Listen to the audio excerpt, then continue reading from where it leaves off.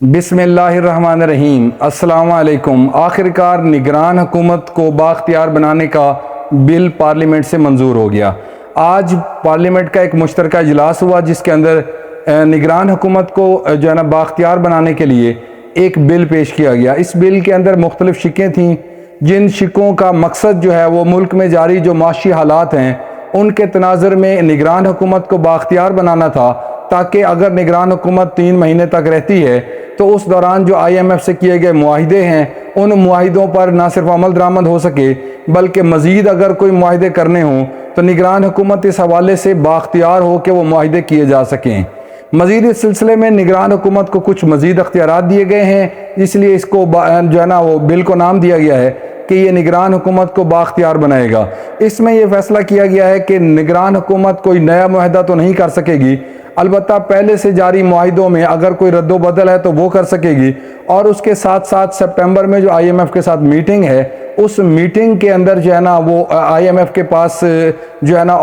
ना जो मैंडेट होगा और जो निगरान हुकूमत के पास मैंडेट होगा वो इस तरह का होगा कि दोनों हुकूमतें जो है ना वो एक दूसरे से बातचीत कर सकें। IMF का जो है ना सिलसिला है वो भी IMF का वफद गुफ्तगू कर सके, जबकि निगरान हुकूमत के पास भी कुछ अख्तियारात हों जिनकी बुनियाद पर वो आगे बढ़ सके।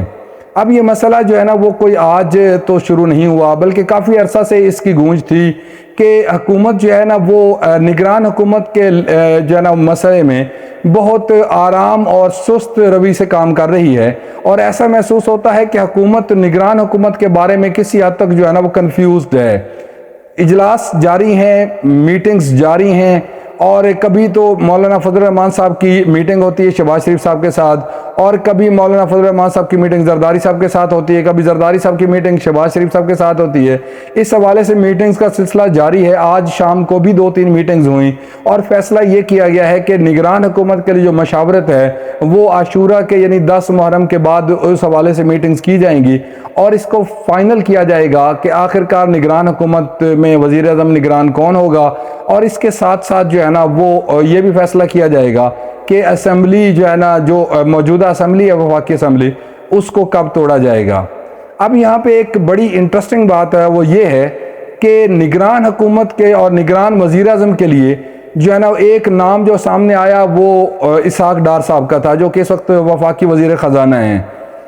इनकी जो है ना वो तैनाती का जो मकसद था वो ये था कि जो नून लीग की हुकूमत है और नून लीग की जो पार्टी और उसके मुख्तलिफ जो रफ़ाकाए कार हैं वो ये समझते हैं कि ऐसा मुमकिन है कि निगरान हुकूमत जो है ना पंजाब और पख्तूनख्वा की निगरान हुकूमतों की तरह अगर ज़्यादा वक्त ले जाती है तो कम से कम उस पर एक शख्स मौजूद हो जो इस हवाले से जो है ना वो नून लीग के साथ मुकम्मल तौर पर जो है ना वो यकसानियत रखता हो और उसका जो वही मौक़िफ़ हो जो नून लीग का मौक़िफ़ है। इसलिए नून लीग एक ऐसे शख्स को बनाना चाह रही थी जो नून लीग के साथ मुकम्मल तौर पर वफादार हो। लेकिन जब ये नाम पीपल्स पार्टी के सामने आया तो फैसल करीम कुंडी साहब ने और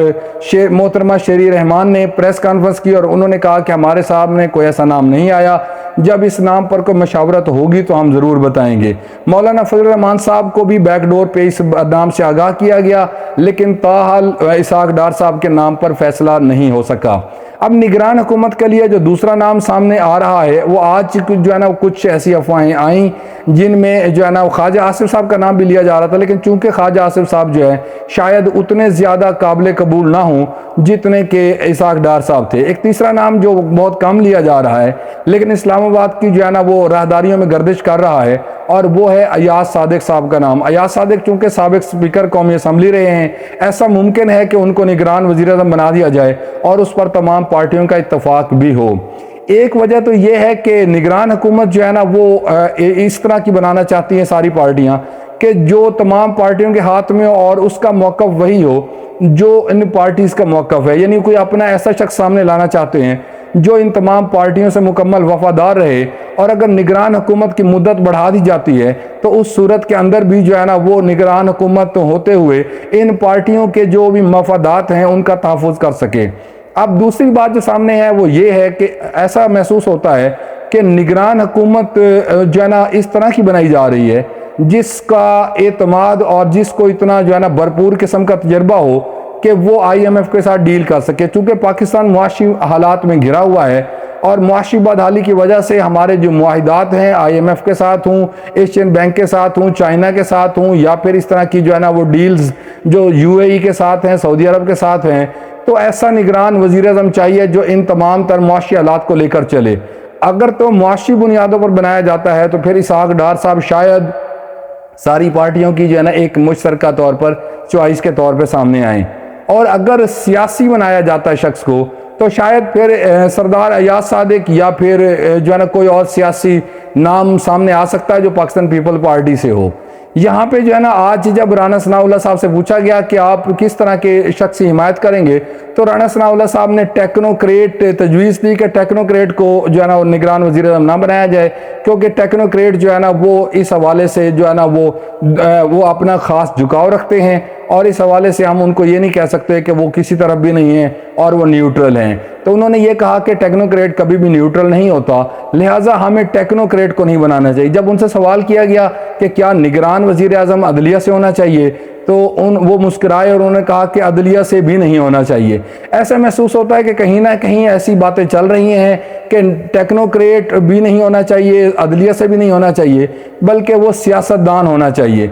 अब जो मुकाबला है वो सियासतदान में और उसके बाद मुआशी माहिर में है। आप देखते हैं कि कौन सामने आता है, लेकिन निगरान हुकूमत के अख्तियारात में इजाफा जो है वो एक और तरफ जाता भी नज़र आ रहा है। और वो ये है कि आम तौर पर ये जो है ना बात पाकिस्तान में की जाती है कि पाकिस्तान में अगर जिस तरह ज़ियाउल हक साहब ने जो कहा था कि मैं 90 दिन में इलेक्शन करवा दूंगा, और उसके बाद वो 90 दिन कौम के 11 साल ले गए। ऐसा महसूस होता है कि अगर निगरान हुकूमत कोई ऐसी बनाई जाती है और उसका टाइम प्रोलॉन्ग कर दिया जाता है, जिसका एहसास बाकी जमातों में भी है, तो उस सूरत हाल की भी तैयारी अभी से की जा रही है और ऐसे शख्स को सामने लाया जा रहा है जो इन पार्टियों के मफादात का तहफ़्फ़ुज़ करे। और ये भी जो है ना वो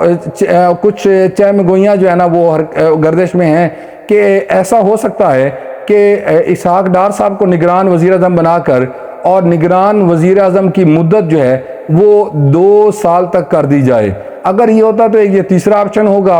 अब यहाँ पे जो आज बिल मंजूर हुआ है उसके अंदर जो है ना ये कहा गया है कि जो है ना निगरान हुकूमत ये मुआहिदात तो कर सकेगी और नया मुआहिदा नहीं होगा, पुराने मुआहिदात में जो तब्दीलियाँ रद्दोबदल या उनकी एग्जीक्यूशन में कोई प्रॉब्लम है तो वो किए जा सकेंगे। अब देखते हैं कि निगरान हुकूमत बाख्तियार बनती है तो वो किस तरह के इलेक्शन करवाती है, क्योंकि बहरहाल पाकिस्तान में इलेक्शन करवाना निगरान हुकूमत के तहत ही आइन में मुमकिन है और उसके साथ साथ इलेक्शन कमीशन की जिम्मेदारी है कि इस हवाले से अपनी जो है ना जिम्मेदारियों को जो है ना पूरा करे। अब जो है ना अभी तक की जो इतलात हैं वो ये हैं कि इसहाक डार साहब के बाद पर जो है ना वो पसे पर्दा बातचीत हो रही है उनके नाम पर, और उनके साथ साथ कोई एक और नाम भी है जो कि अभी तक फाइनल नहीं हुआ। हम अगली वीडियो में आपको बताएंगे कि कौन शख्स हो सकता है, लेकिन इसहाक डार साहब इस वक्त मोस्ट फेवरेट हैं, जो कि इस वक्त मुख्तदर हलकों के भी जो है ना फेवरेट हैं। सियासी जमातों में से भी कुछ जमातें उनको एक्सेप्ट करने के लिए तैयार हैं। मौलाना फजल रहमान साहब को भी राजी जो है ना ज़राए ये दावा कर रहे हैं कि कर लिया गया है। अब पीपल्स पार्टी और नून लीग ने फैसला करना है, देखें फैसला क्या होता है। अब तक जो है ना अब तक की जो इतला है वो यही है कि दोनों पार्टियां किस हद तक रजामंद हो गई हैं। अब तक के लिए इतना ही। वीडियो देखने का बहुत शुक्रिया। अगर आपको वीडियो पसंद आई है तो आप चैनल को सब्सक्राइब करें और बेल आइकन को प्रेस करें ताकि हमारी आने वाली वीडियोस भी आप तक पहुंच सकें। शुक्रिया।